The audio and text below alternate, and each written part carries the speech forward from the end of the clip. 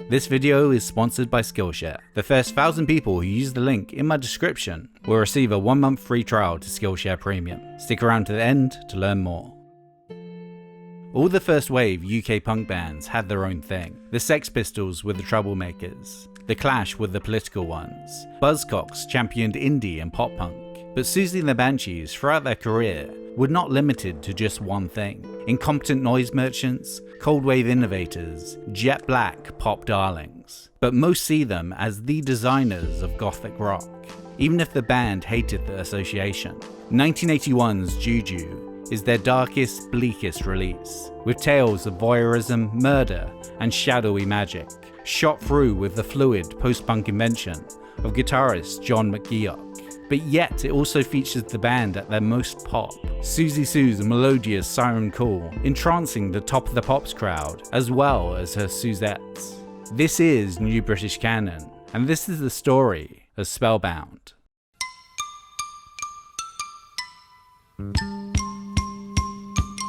Provoked by the early shows from the Sex Pistols, in September 1976, Siouxsie and Banshees formed to fill a slot at the 100 Club Punk Special, alongside the Pistols, Clash, and Subway Sect. Previous to this, core members Susan Boyan and Stephen Bailey, aka Siouxsie Sue and Steve Severin, had gained a reputation in the Bromley contingent, the outlandishly dressed inner circle of the Pistols' influence. Sue in particular would adopt star-eyed makeup, wear PVC, fishnet stockings, a transparent polka dot Mac, and a swastika armband. I used certain makeup and a swastika for people to stand back and be repelled. I did it to cause a reaction, not because I supported Nazism. Maybe we could say we had misjudged the reaction, especially from those people who were very sensitive to it. The Banshees lineup for the 100 Club show featured Sue on vocals, Severin on bass, Marco Perroni on guitar, and one John Simon Ritchie, aka Sid Vicious, on drums. And in a perfect representation of the punk, do-it-yourself ethos, only Perroni knew how to play his instrument. The first time we went on stage at the 100 Club, the idea was to annoy and bore people so much that they'd chuck us off, but we got bored before they did. I really enjoyed it. The set would consist of a discordant 20-minute long interpretation of the Lord's Prayer.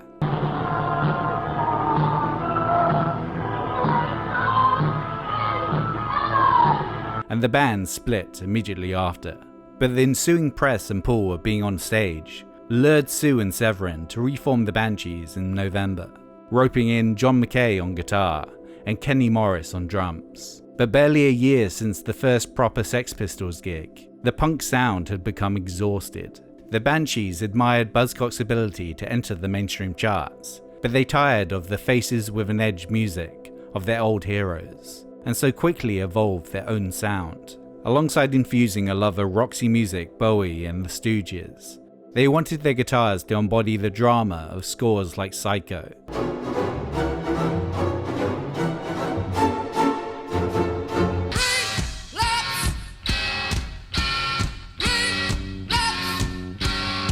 With a driving, mesmeric, cymbal-like beat, akin to that of the Velvet Underground's Maureen Tucker. Severin, Severin, awaits you there. Or more accurately, the Glitter Band. Stay here where you belong.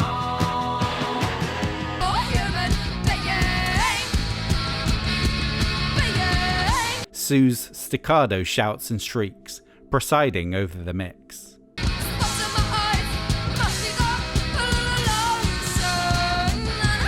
Those sounds would make a guess classifying it as cold wave. It was anything but punk. If anyone even thought of describing us as a punk band, we would scream denials at them. What we were doing and what we wanted to do was a world away from the cartoon punk thing it had all become. But this difference in sound, and unfortunately having a female singer, halted the Banshees getting a label deal until after most of their contemporaries had combusted. Only after some wag forced the issue and spray painted "Signed the Banshees" over the London headquarters of all the major record companies, as well as the group opening their second John Peel session with the pop-leaning Hong Kong Garden.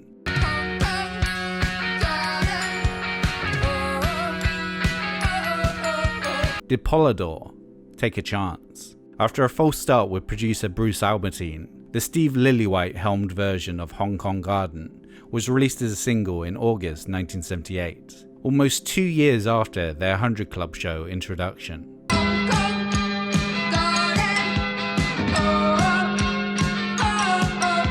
When Hong Kong Garden came out, it surprised a lot of people because it definitely did have a lightness to it. Our material was always a bit heavier, but we loved great pop songs, and when John Mackay came up with the intro, it was very quickly pounced on by all of us. Due to the song's focus on space and atmosphere rather than hefty chords, Hong Kong Garden, along with Wire's Pink Flag, There's great danger for the longest stranger in town. and Magazines Shot by Both Sides,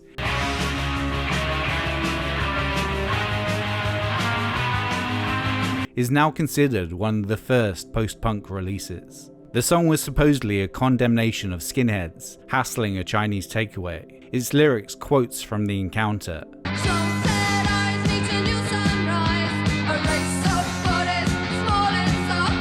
But the racist content left a bad impression, considering the band's past ignorant, fascist flirtations, something the press would not let them forget. Hong Kong Garden went number 7, but they refused their appearance on Top of the Pops. The Banshees decided against putting their hit on their debut album, due to fondness of non-album singles like Virginia Plain and John, I'm Only Dancing. Released in November 1978, the Scream pointed to post-punk's future, uncompromising, powerful and disturbing.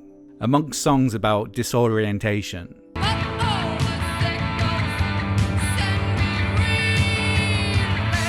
isolation,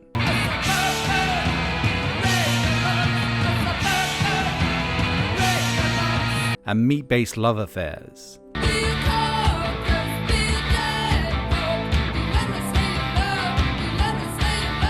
the stabbing guitars and bleak melancholy of epic closer, Switch,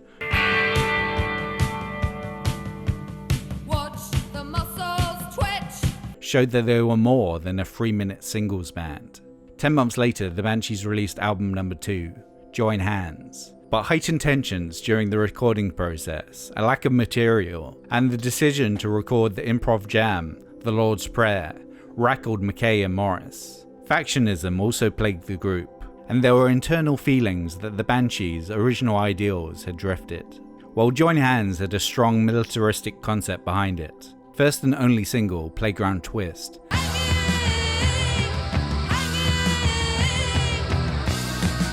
had barely scraped the top 30. But after Sue claimed in an interview that she did not listen to Radio 1 DJ Tony Blackburn saw this as an affront to his medium, smashed their record live on air, and issued an informal ban on playing the group's music. On the 7th of September 1979, the third night of their Join Hands tour in Aberdeen, Mackay and Morris got in a taxi and left, never to return. Betrayed, Sue would walk on stage to issue the crowd the statement, "Two art school students fucked off out of it. You have my blessings to beat the shit out of them."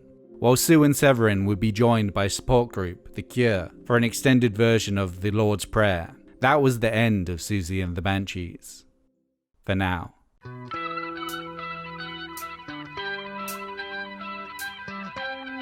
In an attempt to stick 2 fingers up at their departed former colleagues, the Banshees held auditions, with even John Peel putting out a request for guitarists and drummers on his radio show. Peter Budgie Clark had been part of the Liverpool punk scene, drumming for Big in Japan, before moving to London and playing on the Slits debut album. I'm so happy you're so bad. Kiss, kiss, kiss.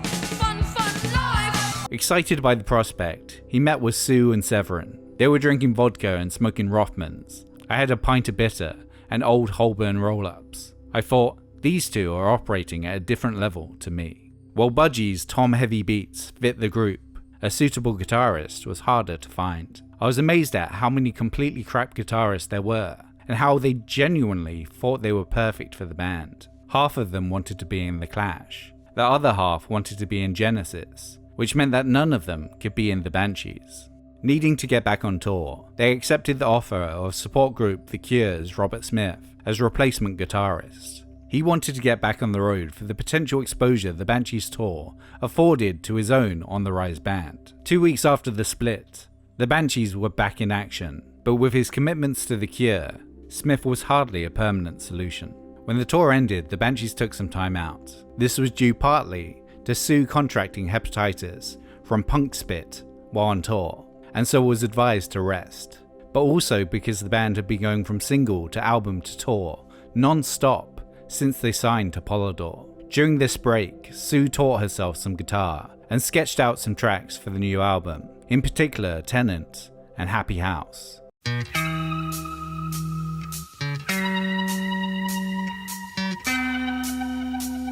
The other reason for the time out was to fill the hole in their lineup.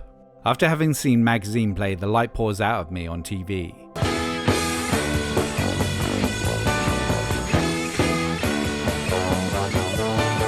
Severin decided that their guitarist, John McGeoch, might be Banshee material. They invited me along to their rehearsal studio in Camden, and within 2 days we'd routined Happy House. They really liked the guitar line, that was the clincher.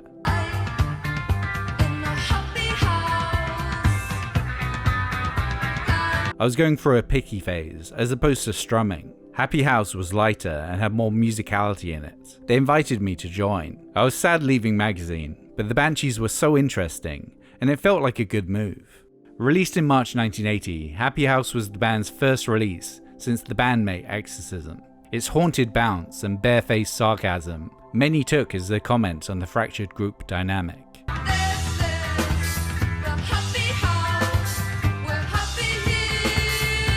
A feeling put across more directly on its B-side, Drop Dead. Drop dead. You stinking little creep. Drop dead.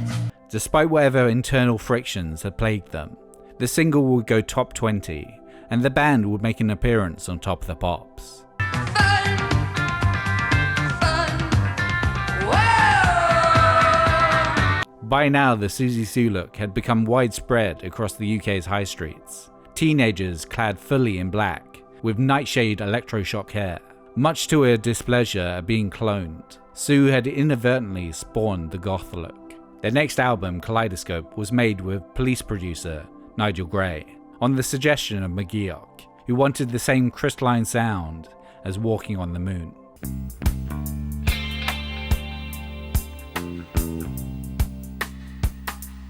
Contrasting with the monochrome bleakness of their previous LPs, Album 3 added a greater array of sonic ideas to the mix, not least the acoustic lilt of Christine. Christine, the strawberry girl, Christine, banana split lady. Along with McGeoch's fluid yet angular guitar work, there were experiments with drum machines, tape loops, and synthesizers. Everything was possible, so we knocked down what people thought we were. We were liberated.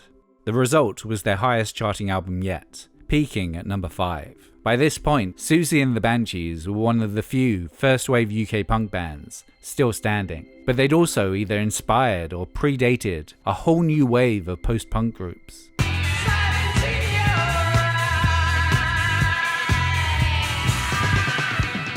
And the tap drips, drip, drip, drip, drip, drip, drip, drip, drip, drip, drip, drip.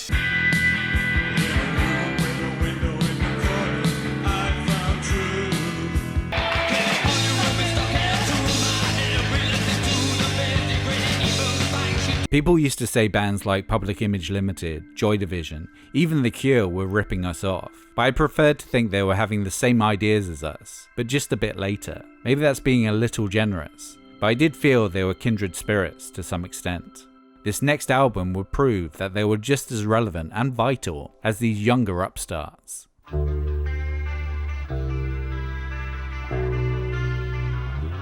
In March 1981, the band joined up with Nigel Gray again, this time at his studio in Leatherhead in Surrey. The world tour for Kaleidoscope had heightened the new Banshees lineup, with McGeoch and Budgie's musicianship redefining their earlier work. During sound checks, the band was so comfortable bouncing ideas off each other that by the tour's end, the majority of the next album was already in shape and part of their set. It felt like a solid, unified group around that time. A lot could be understood between us, without anyone necessarily saying it. The album followed a concept drawing on the darker elements of life. It wasn't pre-planned, but as we were writing, we saw a definite thread running through the songs, almost a narrative to the album as a whole, but also takes broad inspiration from the psychedelic era of the Rolling Stones, particularly their Satanic Majesty's Request album.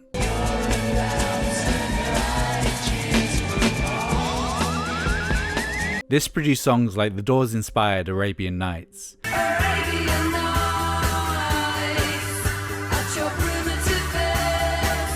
the album's second single, about the persecution of women in the Middle East.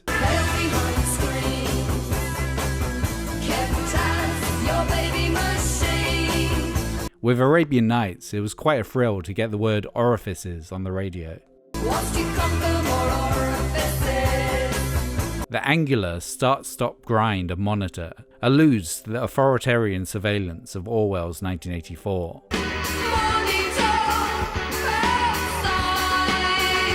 Which, due to the prevalence of CCTV, was leaking into real-life 1980s Britain. The unflinching Night Shift delves into the thought cycle of serial killer the Yorkshire Ripper.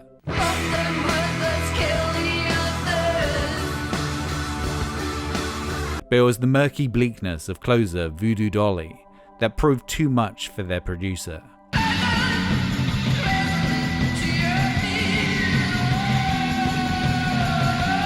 It alienated Nigel. He said something like, "It's my job to stop this from coming out of the studio, but we wanted it to be as loud and horrible as possible." That was the point where we started to push out into another world. Because of its shadowy themes and tracks like Halloween and Monitor, many would point to Juju as one of the formative texts on what would become gothic rock, a label that the band themselves always detested. Their brand of dark rock and roll was always more creeping psychological terror than blood-soaked slasher. There was obviously something pleasing about that kind of subject matter. What I found exciting was bringing subjects that were respectable in film, art and literature into the pop field, where we could warp it a bit. I suppose we're trying to invent our own niche, but we hadn't realised that it could turn out to be a prison. The album's most enduring moment is its opener and first single, Spellbound. From the cradle bars comes a beckoning voice, a cinch spinning. Its lyrics draw visuals from paranormal horror. You hear laughter cracking through the walls, The feeling of being possessed, following the footsteps of a red gold once the eye chomps. and random acts of violence. Take 'em by the legs and throw 'em down the stairs. Sue's vocals lure you in close, as Budgie's galloping drums spirit you along.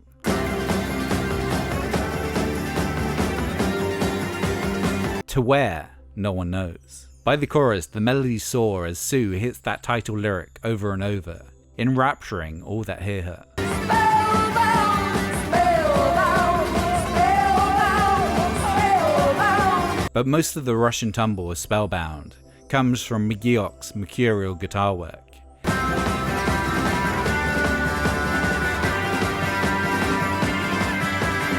Which dominates the whole of Juju.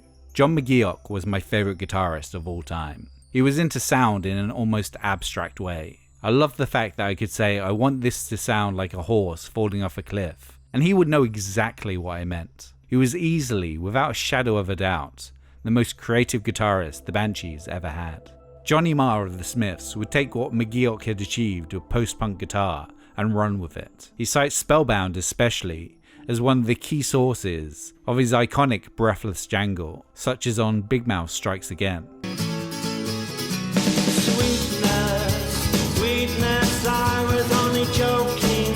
It's so clever because what he's doing there is, in three ways he's attacking it in great ways. He's got the sound of a 12-string acoustic, which is a great thing you didn't really hear very much on records, and then he's got this really good picking thing going on, which was very un-rock and roll, and then the actual tune he's playing is really quite mysterious. To further the horror vibe, the video for Spellbound was shot in Burnham Beeches in Buckinghamshire, a place where many Hammer horror films were made. It's fitting that the woods in the video are the same woods that so many horse-drawn carriages barrel through in countless horror films, especially given the fact that the band got their name from the similarly hokey Vincent Price vehicle, Cry of the Banshee.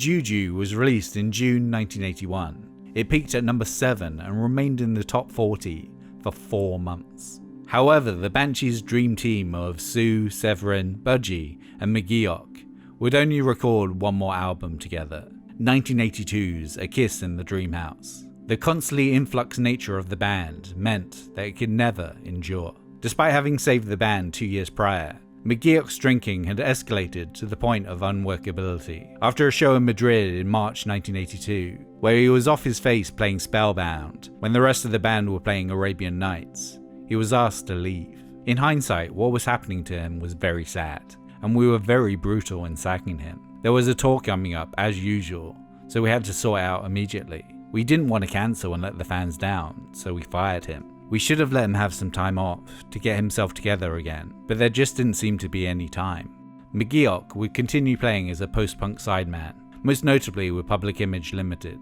In 1996, Mojo magazine dubbed his work on Spellbound as the 89th best guitar track of all time, at the same time naming him the new wave Jimmy Page. The Banshees would go through several more guitarists before the 80s were over, including Robert Smith again. They would also manage to break into college radio in the US, with the track Cities and Dust.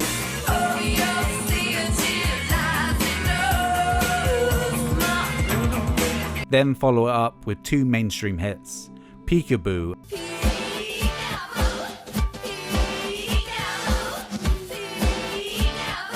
and Kiss Them For Me.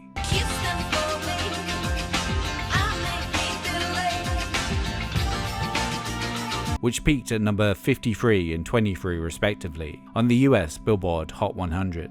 Quite the achievement for a band that no one originally wanted to sign. While having an obvious impact on the post-punk music of Joy Division, Bauhaus, The Cure, Cocteau Twins, The Smiths and Echo and the Bunnymen. In a more modern context, Siouxsie and the Banshees, and specifically their work on Juju, has inspired many. Guitar-wise, Radiohead's Johnny Greenwood took notes from McGeoch on 2003's They're There.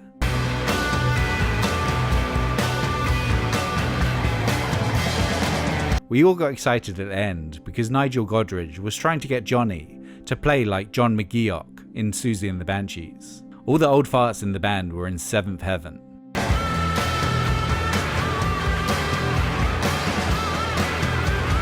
Alongside this, Red Hot Chili Peppers' John Frusciante, The Smashing Pumpkins' Billy Corgan, U2's The Edge, Suede's Brett Anderson, and the Reed Brothers from the Jesus and Mary chain have all stated that Juju realigned the way they play guitar. Even The Weeknd knows the lure of John McGeoch, having sampled Happy House on House of Balloons.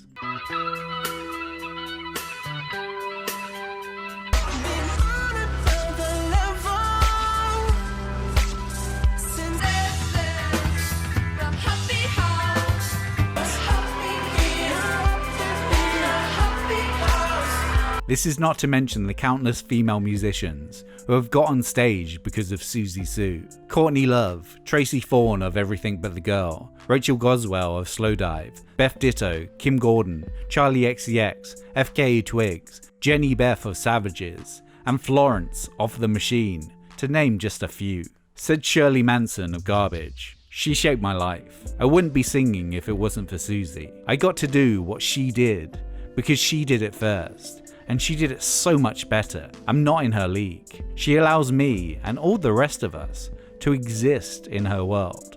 Siouxsie and the Banshees' impact is huge. Sue is able to go punch for punch with any of her male contemporaries, be that John Lydon, Robert Smith or Morrissey. From their first show, she stood alone, mysterious in shadow, her voice luring you closer to be ensnared within their dark, jagged rock music. And with a track like Spellbound, she'll send you spinning. You have no choice. Have you become stuck in a rut? Not quite sure what you're doing with your life? You want to change, but you don't know where to start? Well then, Skillshare may be the service for you. Skillshare is an online learning community for anyone who wants to learn something new, where millions have come together to take their next step in their creative journey. This month I watched Self-Care Through Creativity, Turn Your Anxiety into Art. In it, Sarah Beth Morgan leads you through how to turn your inner struggles into art you can be proud of. But maybe you want to go with your gut feeling more when making food.